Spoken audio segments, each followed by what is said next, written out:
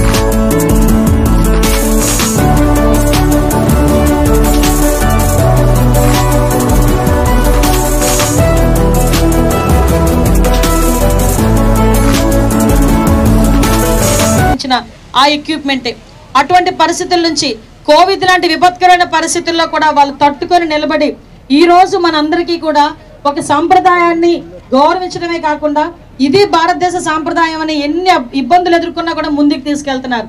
చీర ఎలాంటిదంటే ఏ కాలానికైనా దానికి తగ్గ చీరలు ఉంటాయి. మన ఇంట్లో వాళ్ళు అంటారు ఎన్ని చీరలు ఉన్నా మీకు ఇంకా ఆశ తీరదే అంటారు. ఈ రోజుకి కొత్త చీరలు 10 ఎన్నో ఉన్నా ఇంకొక చీర ఉంటే బాగుంది అనిపిస్తుంది మనకి. అది చీరలో గొప్పతనం.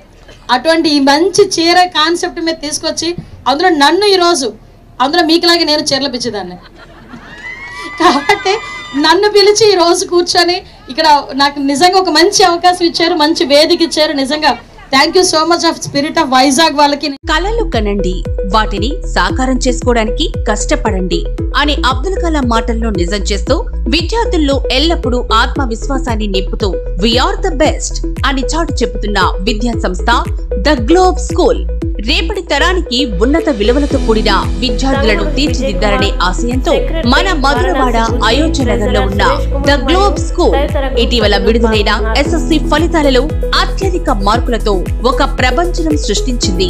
592 మార్కులతో ఎస్ వినయ్ కుమార్, 576 మార్కులతో కె అనంత్ సాయి, 570 మార్కులతో why Sai Teja.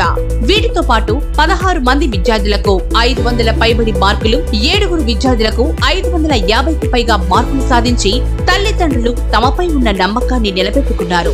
The globe school ఉపాధ్యాయ బృందం, సిబ్బంది మరియు చైర్మన్ బివి రావు గారు, కరెస్పాండెంట్ అనురాధ గారు, ప్రిన్సిపల్ లలిత గారు ఈ